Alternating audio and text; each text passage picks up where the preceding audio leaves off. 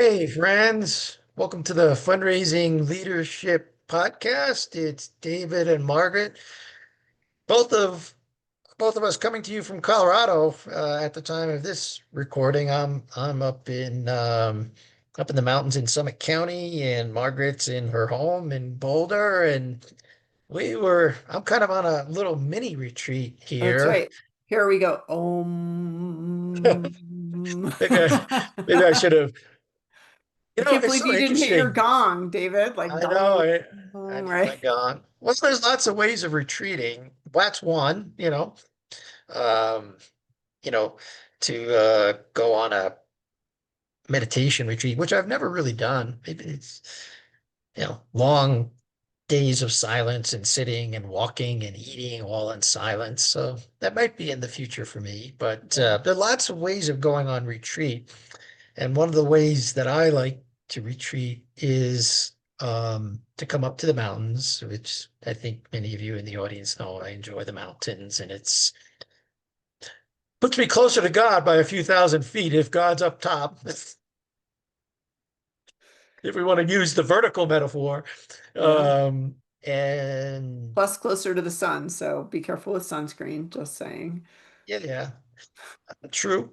And I'm solo here, so it's solo, mostly silent, and lots of space, lots of time in silence for myself. I do a little work like recording the podcast here, and so that's one way of retreating. And there are others, but it was a topic that was on our minds this morning, so we thought, like, to retreat or not retreat as a leader. That is the Yeah. question. We think we were talking. I was sharing with David that I had had a conversation last week that was actually on the fall solstice, which, as most of you know, means that day and night are the same amount of hours, right? Like that there's an equal amount of daylight to darkness in each day. And the conversation was sort of an invitation to think about like what if that were true inside of us? What if lightness and darkness were matched? For most of us, lightness, we want much more lightness than darkness. And I think, I mean, a retreat doesn't have to be dark, but it's just a way to sort of come away from the hubbub and the chaos and go to a place of more quiet, more silence, more reflection. So I think that was, it feels like a good season to think about this topic. Yeah, you're coming out of the lightness of summer and you're not quite going into the full darkness of winter. So the fall is a good time. And I um, I think in the fall, like people look forward to, I do, I look forward to, during the summer, I love hiking, but I always feel like I should hike also because if the weather's nice, like I should be outside doing something. And there's kind of this beautiful permission when it gets chilly or when it's raining or the weather's crummy outside to just make a cup of tea and curl up, with a blanket and a book or listening to some music or, whatever it is. There is kind of a pull towards more stillness this time of year. mhm. Yeah, I like that. That can be a way of retreating, you know, Yeah. just cuddling up with a cup of tea, a book, and your blanket. Um, What so has we're you? kind of go ahead. We're Oh, just I was kind of just curious for you in the audience, we're sort of there's an invitation here and we're going to talk about maybe how this works for us and why we think it's important and maybe an invitation for you to retreat a little bit from time to time. But what was your question, Margaret? yeah, I'm just curious, what happens in your world, David, to have you think like, oh, it's time for me to go to the mountains and have some quiet for, right? Like, what is it that has you know it's time to take a little retreat for yourself? Yeah, it's a good question. Um, I wouldn't say that there was anything in particular stress-wise that was piling up over the summer. I just felt I wanted a change of environment and a change in climate. That was what was, I think. for me, getting into nature is important. And I have a lot of nature around me in Florida, but it has a different feel. It's more tropical, subtropical actually, but it's more tropical. And I wanted to get up into the cool, dry air and see some of the aspens turning yellow and red and brownish and walk around a little bit so that was the catalyst for me. Yeah. um and when I'm on retreat, I just let you talk about the dark and the light. I just let myself go to bed when it gets dark or soon thereafter and wake up when it gets light. And that's an incredibly powerful experience of getting lots of sleep. Yeah. Yeah. I don't think I could stay asleep that long. I'm always kind of in awe of you for being able to sleep as much as you do. I have a good partner in Lily and she can sleep. Man. So she's sort of modeled that for me. And I do think I notice when I get more sleep, I feel better, my body feels better, my mind is clearer. So whatever that number is for you all, it I suspect it's north of 8 hours to where you're really starting to feel the benefits of that, knowing what science says about sleep these days. So what Yeah. about you, Margaret? I know you've got kind of a mini retreat coming up for yourself next week. And what sort of triggered it for you? Yeah, well, I'm going to answer your question in a moment, but first I just want to reflect back. Like I know that not everybody has available to them to take time off or to travel or go someplace that's quiet and peaceful. You know, some people have children and it's like a big thing to get away. Well, we both used to have children where it was a really big thing to get away from them, and so I think enjoying the experience of being empty nesters now. But I love the sleep thing, so I just want to stay with that just for 1 minute because that's something that you probably could try to do at home, right? Like just doing a sleep retreat where for a week, what would it look like if you just put yourself in bed when it got dark and stayed there till it got light again, Like there's some way to recharge even in a mini way without a Even blanket if you were to over. do that on Saturday and Sunday over the weekend, Yeah. like Do you it think doesn't even that's have to be during the Is that week. It could, enough? Does the science say like that 2 great nights of sleep are rejuvenating? I don't know what the um, science is. it depends. I do think there's some benefit. The science is a bit more, um, well, for the audience, and maybe we'll put a link to this book in the show notes. It's a book that I read some time ago called Why We Sleep, and it lays out the cognitive and physical benefits of sleep um, as it exists today. And most of us are not even getting 8 hours a night. And that is like the minimum. If you're not, and you can't catch up on it. So the myth is I can catch up on this over the weekend. There's some benefit to that, getting like if you were to get 12 hours, sun up, sundown to sun up over the weekend, you'll get derive some benefit from that, but it's marginal. And the book lays this out, and they've studied people in functional MRI imaging. They've done performance tests on elite athletes. So um, if you want to get the benefits of sleep, aside from going on a sleep retreat, you do have to sleep, at least 8 hours and more if you're active, like an active athlete like you and I are. The number goes up significantly more, like in the 9 to 10 hours a night. And if Mm. you were to do that, and that might be like a challenge, we might just challenge folks in the audience. I know this is a bit off topic, but like just challenge yourself for a week to get a full 8 and see how you feel. That might Just be, just see. Yeah. yeah. Yeah. So you But asked and me if how I not, know. then if not, then try the retreat on the weekend. Just like, put yourself to bed at sundown if you can, and let yourself wake up at sunup. Even if you get up a couple of times during the night to pee, as I do, just go back to sleep. Back to bed. Yeah.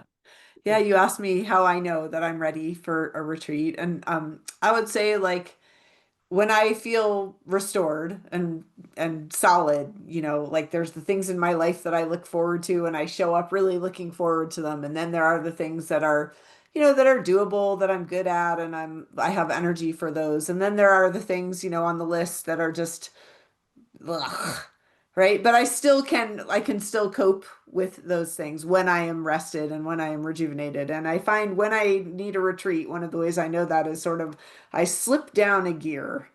So Mhm. even the things that would normally really excite me, I'm like, yeah, like I just lose my capacity to get excited about the fun things. And at the other end, when I have things that are, as David and I would call like sort of the particles of life, the filing or the dealing with unexpected challenges, I get very avoidant. Like I would, I Right. find ways to just do so much less of that because I feel like it might actually kill me, and I say that like in a funny way, but it just feels so overwhelming that I have so much trouble getting myself to, respond to an email that I don't feel like, any of these kinds of things. I just sort of shut down. Like I guess I sort of am doing a little retreating from my life, but not in a conscious or intentional way, more in a Or, reactive way.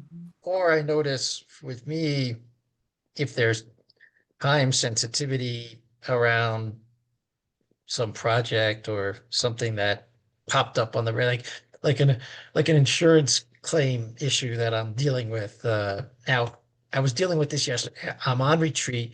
It required like submitting, I don't know, at least a dozen forms, which were in all different places. And, I had to upload and download and then take a picture and then all this stuff. And then, upload the picture and where is that picture? And, oh, whatever, whatever. And you're doing this and it's all self-help. It's good for the insurance company. They're making you do all the work.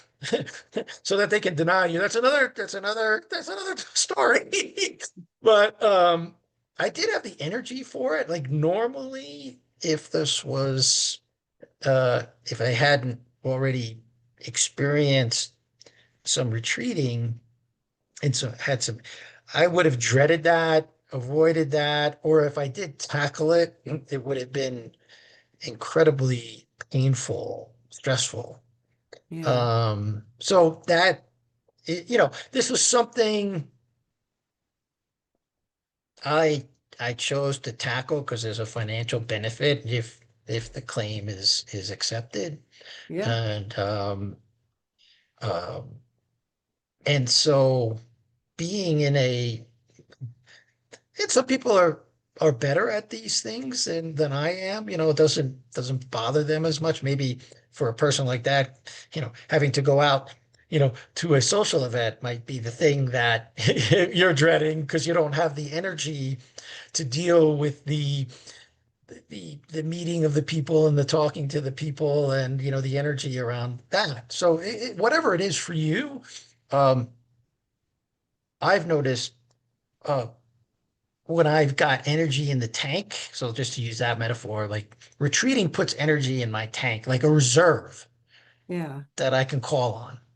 And I'd love to just riff on this because, yes, it is so awesome. And I would also choose to go up to the mountains by myself. Like that would be an amazing space of retreat for me. So I just want to say that. But I feel like there are in between when we actually can do that. There are so many like little ways to micro retreat, and we talked about There are. sleep, and I feel like there are really some other ones as well. Even claiming you're introvert, saying no to things, right? Like that's a little baby retreat just to say I'm not going to this event tonight. I had an event on my calendar last week that I'd RSVP to. It was a big group. I mean, it wasn't like I was leaving an empty seat at somebody's dinner table, but the hour got closer and closer, and my book got more and more interesting. And I just gave myself permission to say, no, I need at least this little baby amount of retreat, this micro retreat, not to do this. And that felt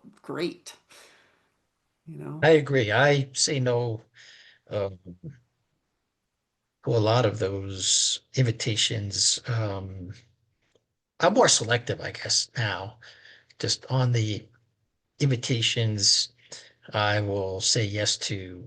But usually things involving large crowds, sports venues, concert venues.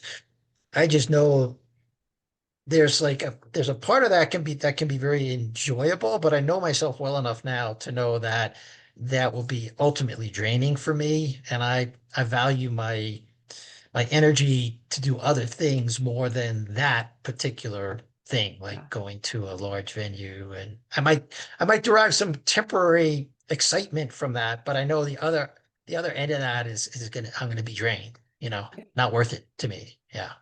Yeah. Yeah. So like you, I think we can say yes or no to certain like for example, we went out, Lillian, my wife and I went out to dinner with good friends of ours on I don't know if it was Friday night.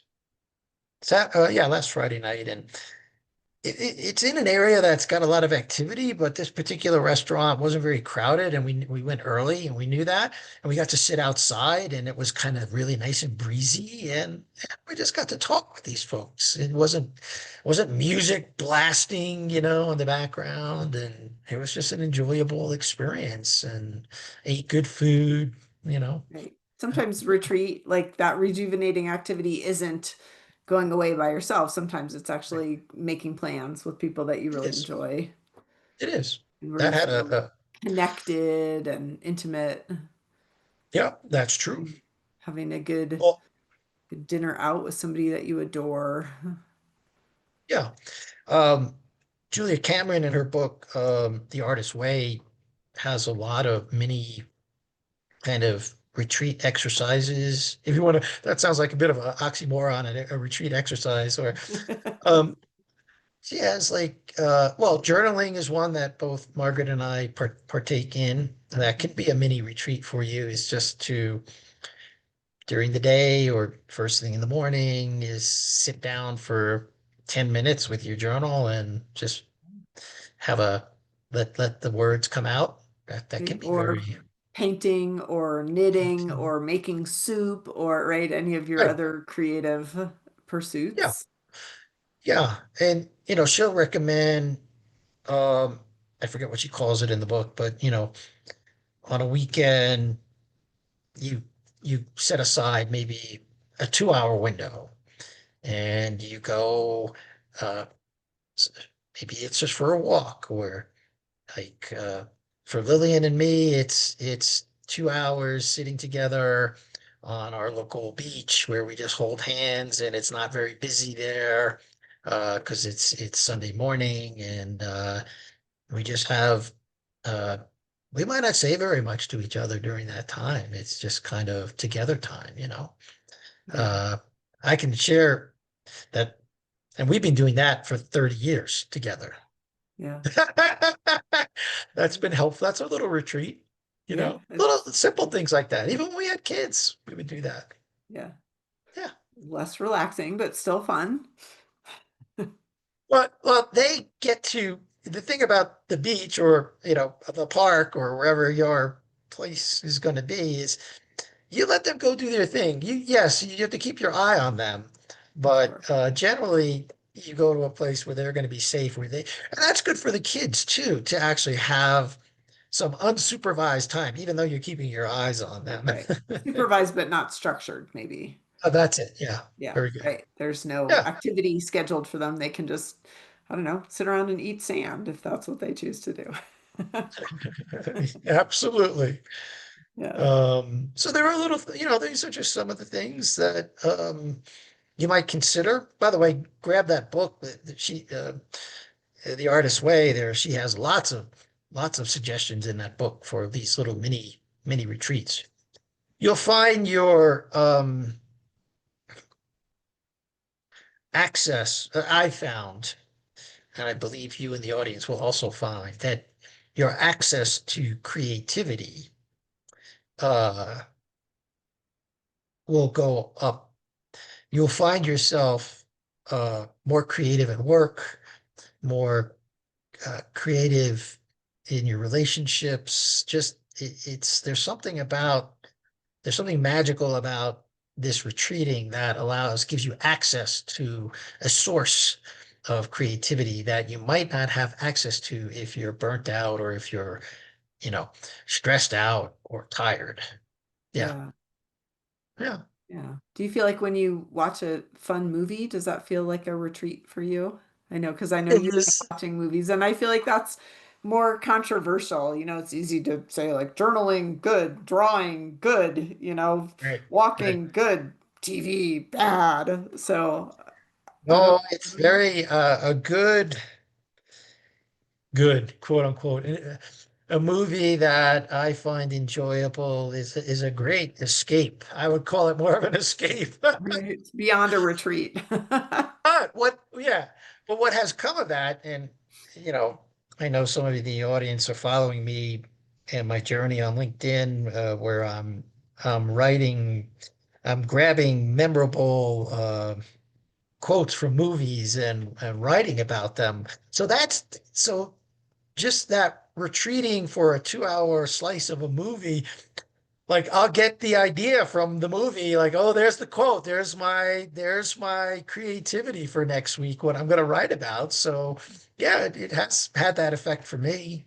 Yeah. And I would say, I guess you just have to ask yourself, like, how do you feel after? Like for me, I do the thing where I pick up my phone and I start scrolling on social media, and I am completely 100% clear that I never feel better after I do that. Mhm. It does not Right. lift my spirits or my energy. It annoys me. Like it's funny. I mean, I still do it, but I certainly couldn't describe that as a retreat activity at all. So I think there is this way, like different things seem to refuel people in different ways. And we Yeah. all get to ask, like, how did I feel after? How did I feel Right. after that? Like, I'm And probably, for me, I'm more rejuvenated from sitting quietly with a book than doing a lot of watching of things. I still love, yeah, I mean, I love watching TV, but if I'm really looking to get my energy level back up, I know about myself, like, reading's a better choice, for me. exactly.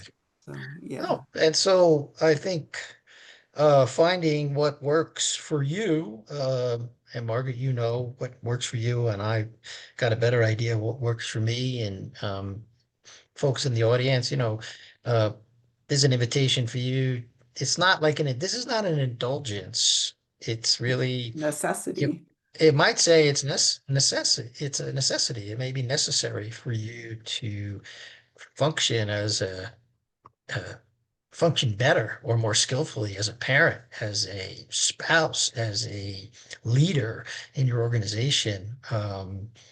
There are the go, go, go, do, do, do. The do do that you do that I do is no good to you. Okay. There it Yeah, that's a is. lot Words of of do do. wisdom, You do. folks, from David Lynch Yeah, there you go. with All a that poop do reference. doing. Yeah. It's a lot of do do for sure. Yeah. Um, Yeah. and Margaret and I do host, and we have participated in retreats where we've honed our leadership skills, and we actually host these types of retreats for leadership teams where we integrate um, some rest and some um, Play. play, a lot of play, actually. Yeah. Yes, thank you. Yeah. Mhm. And some serious discussions about leadership. So if there's something that you think like, oh man, I could use that for my team, we're due for it, then just reach out to one of us and we'll see what you're looking for. We have lots of tools and lots of great ideas and great locations. Even if it's just you getting away from your office into a nice sort of um, there are places everywhere you can retreat to. You don't have to travel very far. Yeah, we'll Yeah. come to you. Yeah. And I think just to sort of retroactively define this idea of a retreat, it's just taking time and being intentional about what you want the outcome to be for that time. Yeah.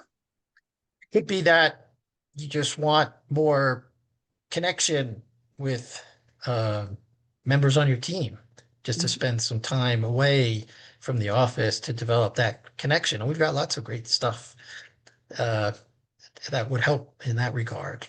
And that, just that time away, and I'm not talking about performative, no, we don't do the performative exercises that you might cringe at. No, we do some really cool stuff. So, yeah. Yeah, all All right. experiential. Yeah, Yeah, all experiential interactive. stuff and and sort of alternating between playful, serious, and rest Yeah. type activities. Even some meditation and some walking, and yeah, we got lots of things that you might be surprised how effective and productive you get when you and your team go back to work after like a weekend long retreat. So yeah, reach out to us. Well, we're happy to visit with you and um, share what we have and what you might have in mind. Yeah. Yeah, sounds good. All right. Well, anything else, Margaret? No, we'll put a link to maybe one of our most popular offerings, which is about building trust, how to build trust on teams, which is a fantastic retreat, very intentional way to use time to connect and learn how to communicate better with your team members and have some fun Lots of together. fun and lots of Awesome. fun too. Yeah. Yeah. Yeah. So Yeah. take And the you won't invitation. get, you won't, any of the exercises that are in that program, you most likely will have never have seen, and they're just a lot of fun. Yeah, they're fun. So yeah, so take with you the invitation of this time of year to balance out, the day and the night, the light and the dark, and find some ways to take a little time. That's Yeah. go try it at home. Yeah. Go try it this weekend coming up. Yeah. Take a little time for yourself, see what happens. All right. We'll talk to you next time. Take care.